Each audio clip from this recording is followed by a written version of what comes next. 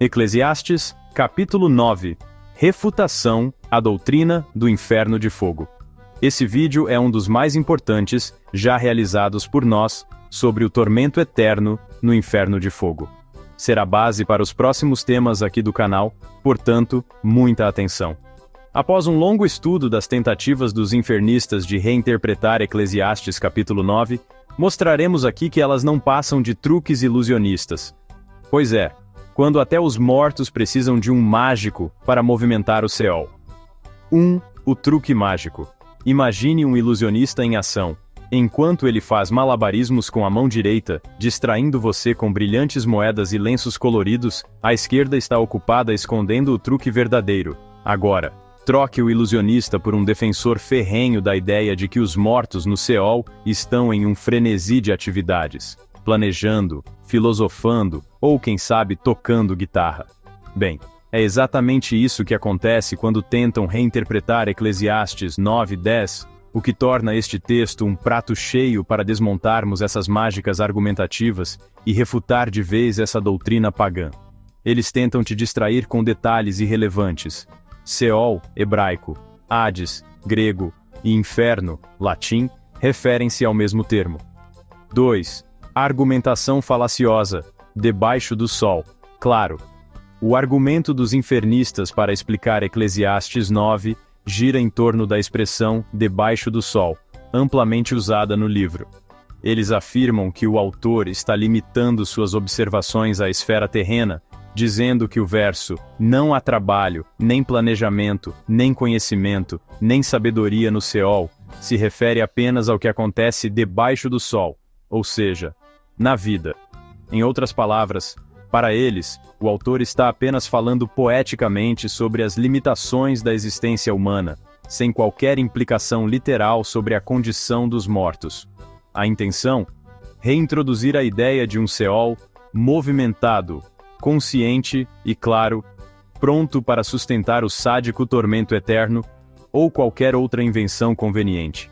Afinal, como ter um inferno cheio de almas atormentadas se o autor de Eclesiastes insiste que no Seol ou no inferno não há absolutamente nada acontecendo?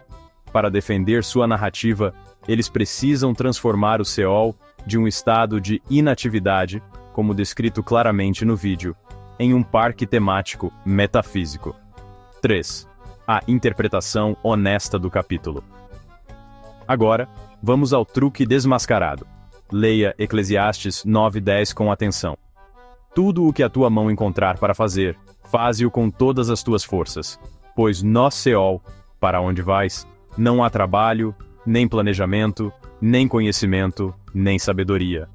Perceba que a ênfase não está na expressão debaixo do sol, nem na praia, no Egito, no Japão, seja qual lugar você queira.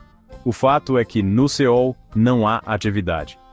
Qual é o ponto do autor? É simples. Ele contrasta a vida, onde podemos trabalhar, planejar e adquirir conhecimento, com a morte, onde não há nada disso. O Seol, claramente, é descrito como um estado de completa inatividade. Não há mistério, não há poesia oculta, e certamente não há menção a almas conscientes. Além disso, a expressão debaixo do sol, usada amplamente em Eclesiastes, nunca é aplicada ao Seol. Pelo contrário, debaixo do sol é um marcador que descreve a esfera da vida terrena, enquanto o Seol refere-se à condição dos mortos.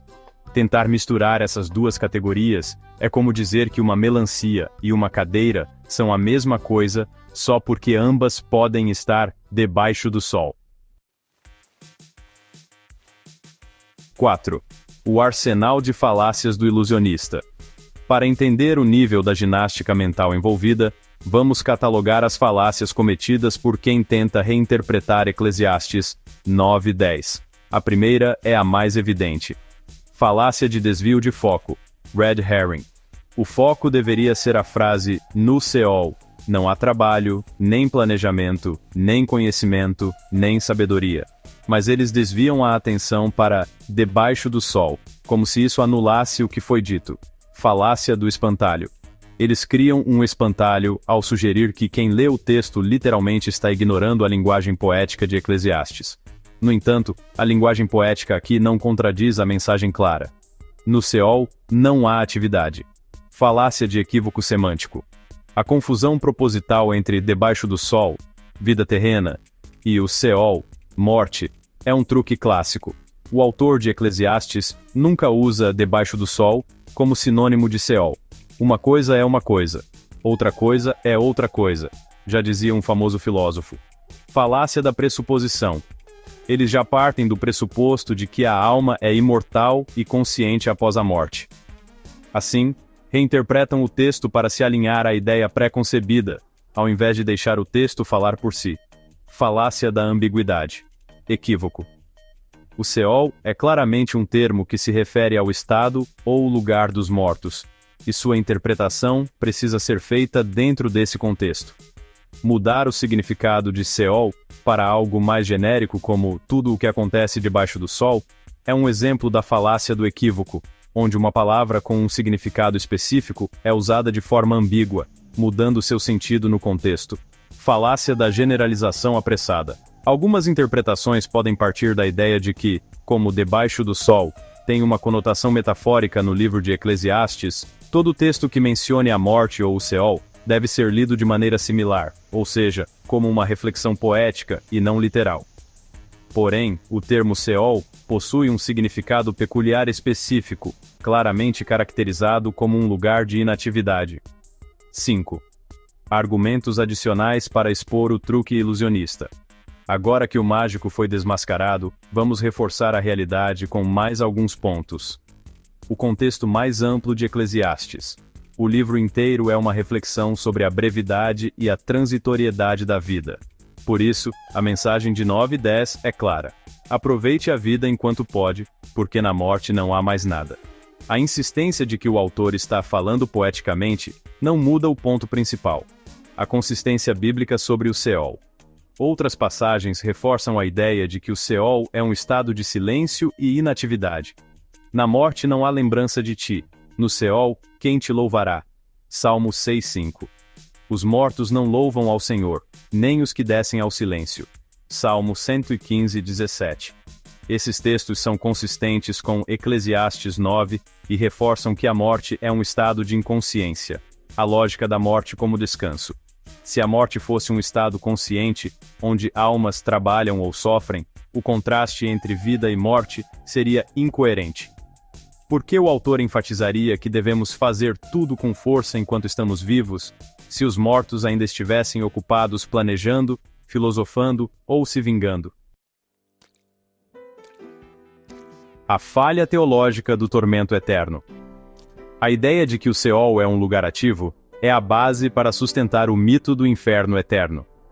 No entanto, Eclesiastes 9 desmorona essa doutrina ao deixar claro que, no estado de morte, não há consciência, atividade ou sofrimento. Ponto final. 6. Fim do truque do mágico ilusionista.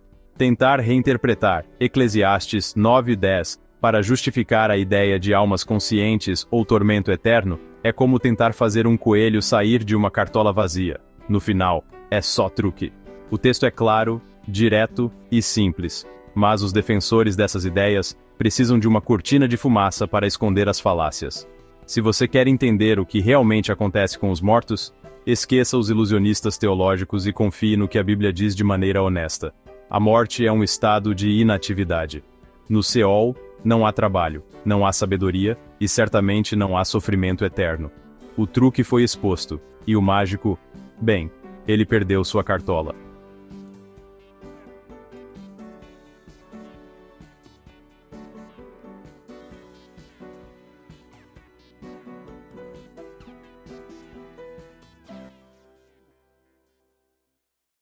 E os apóstatas, e os críticos, e os zombadores, e os invejosos vão à loucura com o nosso canal Acorda e Desperta.